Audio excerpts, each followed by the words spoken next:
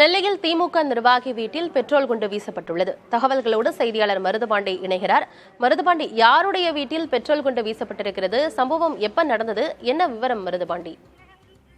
ஆனந்தி, நெல்லை மாவட்டம் முன்னீர்பள்ளம் அருகே இருக்கக்கூடிய முன்னீர்பள்ளம் பகுதியைச் சேர்ந்தவர் செல்வசங்கர். இவர் பாளையங்கோட்டை தெற்கு ஒன்றியத்தின் திமுக பொருளாளராக இருந்து வருகிறார். இவருடைய மனைவி சரஸ்வதி அதே பகுதியில் திமுக கவுன்சிலராகவும் இருந்து வருகிறார். இந்த நிலையில் நேற்று இவர்கள் குடும்பத்தோடு சாப்பிட்டு விட்டு வீட்டில் உறங்கிய போது அதிகாலை வீட்டின் முன்பகுதி பலத்த சத்தத்துடன் தீப்பற்றி எரிந்திருக்கிறது. உடனடியாக வீட்டை விட்டு வெளியே வந்து பார்த்தபோது தீ குறைந்து விட்டு இருந்ததால் உடனடியாக தீயை அணைத்திருக்கிறார்கள். உடனடியாக பார்த்தபோது பாட்டில்கள் உடைந்து கிடந்திருக்கிறது.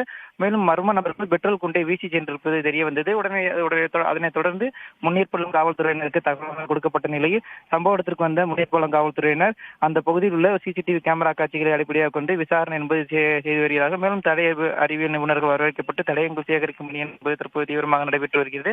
மேலும் ஒரு திமுக நிர்வாகியாகவும் கவுன்சிலராகவும் இருக்கக்கூடிய ஒரு வீட்டில் மர்ம நபர்கள் பெட்ரோல் கொண்டு வீசி சென்ற சம்பவம் அந்த பகுதியில் பெரும் பரபரப்பை ஏற்படுத்தியிருக்கிறது. முதற்கட்டமாக 4 பேர் கொண்ட கும்பல் இந்த சம்பவத்தில் ஈடுபட்டிருப்பதாகவும் அந்த பகுதியில் கைப்பற்றப்பட்ட சிசிடிவி கேமரா காட்சிகள் அடிப்படையாக இந்த விசாரணை என்பது தற்போது தீவிரமாக நடைபெற்று வருவதாகவும் தெரிவித்திருக்கிறார்கள். மேலும் இது தொடர்பாக தற்போது சிவசங்கர் முன்னீர்பள்ளம் காவல் நிலையத்தில் புகார் அளித்திருக்கிறார். புகாரின் அடிப்படையில் விசாரணை என்பது நடைபெற்று வருகிறது. ஆனந்தி, தகவல்களுக்கு நன்றி மருதுபாண்டி.